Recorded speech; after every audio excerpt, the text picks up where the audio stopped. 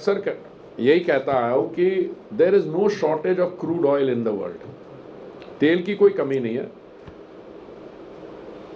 Western hemisphere से और भी तेल आ रहा है।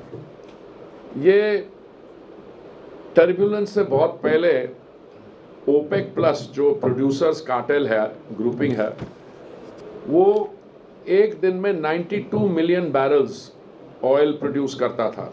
92 मिलियन बैरल्स। फिर उन्होंने सप्लाई को कम करने के लिए और दाम को ऊपर रखने के लिए उन्होंने 5 मिलियन कम कर दिया। 102 मिलियन बैरल उन्होंने 5 कम किया, it came down to 97 million. भारत की कंजम्पशन एक दिन की है 5.5 million barrels of crude oil. जब मैं इस मंत्रालय के साथ जुड़ा, मैं बात कर रहा हूँ 2021 की, 4 साल हो गए, उस समय हमारी कंजम्पशन 5 मिलियन थी। आज कोई 5.5 5.6 मिलियन बैरल्स पर डे है, क्योंकि हमारी अर्थव्यवस्था तेज़ी से बढ़ रही है। ग्लोबल एवरेज जो है इंक्रीज की, उससे 3 गुना ज़्यादा बढ़ रही है। एक इंटरनेशनल एनर्जी एजेंसी है पेरिस में, IEA, उनका ये मानना है कि अगले 20 साल, 2 दशक में विश्व भर में जो इंक्रीज की डिमांड होगी वो 25% इंडिया से आएगी। तो आपकी कंजम्पशन बढ़ रही है। क्योंकि ऑयल सप्लाई में कोई कमी नहीं है, मैंने ये कहा कि कमी नहीं पड़ेगी। चिंता इस बात की थी कि अगर स्ट्रेट्स ऑफ हॉर्मुज, जो ईरान और इजराइल के युद्ध के कारण अगर वो किसी तरीके से बंद हो जाता है, तो मुझे शायद ये बात नहीं करनी चाहिए, क्योंकि मैं 39 इयर्स में सिविल सर्वेंट रहा हूँ और ये मिडिल ईस्ट तो टेंशन का एरिया है। पर हमेशा जब टेंशन होती है तो स्ट्रेट्स ऑफ हॉर्मुज बंद होने की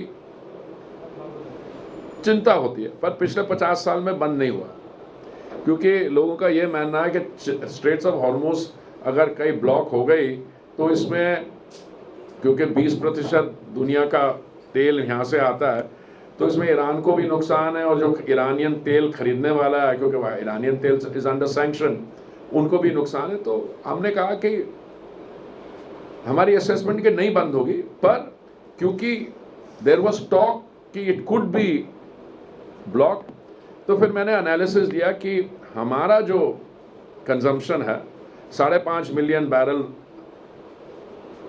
पर डे का, उसमें से 4 मिलियन बैरल जो है वो नॉन अदर रूट से आता है। तो इसका मतलब अगर हम 4 मिलियन और जगह से खरीद लें और हमें 5.5 चाहिए, तो हम बाकी जगह से बढ़ा लेंगे। और दूसरा, हम खुद भी एक्सट्रैक्ट करते हैं, हम खुद भी रिफाइन करते हैं, उसको बेचते हैं, तो अपने एक्सपोर्ट थोड़ा रोक लेंगे। इसी चिंता की कभी नहीं थी। बाकी रही प्राइस, आपने दाम की बात की। देखिए, संभव है कि अगर ग्लोबल सप्लाई बढ़ रही है तो अवेलेबिलिटी भी बढ़ेगी, और अवेलेबिलिटी होगी तो दाम ऊपर नहीं जा सकता, दाम तो नीचे आ सकता है। तो हैरानगी की बात यह है कि जब ये युद्ध हुआ भी, देखिए, ये टेंशन से पहले महामारी का जब सामना करना पड़ा, तो क्योंकि इकोनॉमिक एक्टिविटी नहीं थी, एक बारी बैरल का प्राइस $19 आ गया, जब शुरू हुई तो $120 चला गया। अभी पीछे ये प्राइस रेंज में रहा है बिटवीन 70 और 80, पर ये जब टेंशन भी हुआ ईरान इजराइल का, तो अभी तो नीचे आ गया, अब तो 65 66 आ गया। कल का जो मैंने देखा तो इट वाज अबाउट 66 और सो। तो मेरे हिसाब से there is enough oil, there is enough availability. और अगर कोई रूट्स, हाइपोथेटिकल बात कर रहा हूँ मैं, किसी एक के नहीं, अगर कोई सप्लाई रूट्स में कोई समस्या आती है तो फिर रीरूटिंग में फ्रेट चार्जेस बढ़ सकते हैं, इंश्योरेंस चार्जेस बढ़ सकते हैं। बट ओवरऑल अगर आप सीरियस ऑयल इकोनॉमिक्स के स्टूडेंट हो, मुझे तो बनना पड़ गया, तो मैं समझता हूँ यही जो 65, 70, 72, ये 65, 70, 72 के बीच में रहेगी।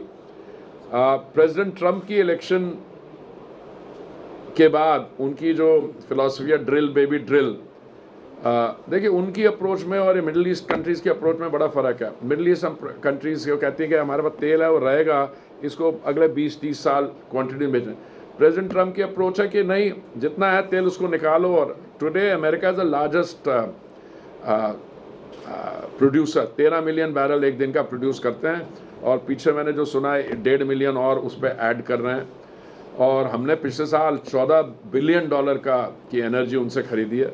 सो मुझे नहीं लगता कि कोई सप्लाई कंस्ट्रेंट होगा या प्राइस ज़्यादा ऊपर जाएगी।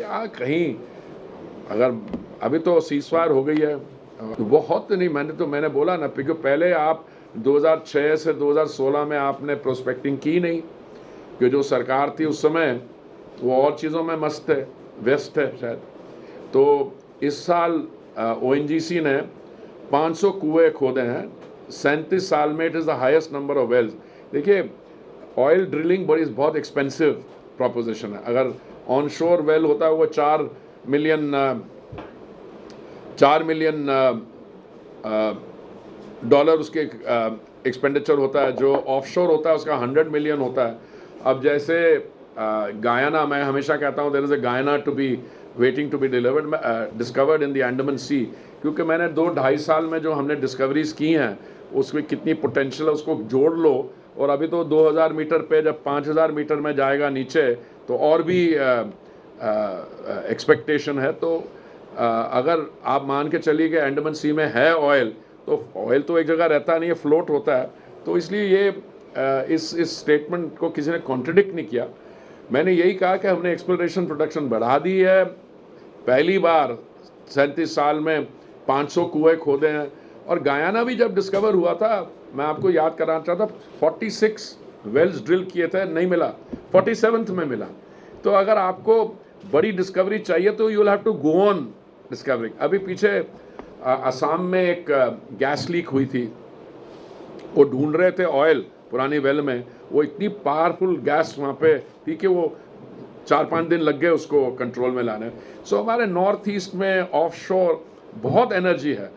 एक एस्टिमेट मैंने पढ़ा था जब मैंने मंत्रालय के साथ जुड़ा, वो कहा था कि हमारे पास 42 billion metric tons of energy equivalence हमारे एस्टिमेट्स हैं। तो मुझे पूरा विश्वास है कि आने वाले समय में, क्योंकि इस समय हमारी स्थिति ऐसी है कि हम जो हमारी कंजम्पशन है गैस की 50% हम इंपोर्ट करते हैं नेचुरल गैस, और 85% क्रूड ऑयल इंपोर्ट करते हैं। तो हम चाहेंगे कि अपनी आत्मनिर्भरता हो, हमारी अपनी प्रोडक्शन बढ़े। प्रोडक्शन बढ़ रही है, उसमें कोई डाउट नहीं है, बट कंजम्पशन भी इतनी तेज़ी से बढ़ रही है कि वो we are not able to reverse it. मुझे लगता है 2030 के बाद ये फिगर्स चेंज हो जाएंगे।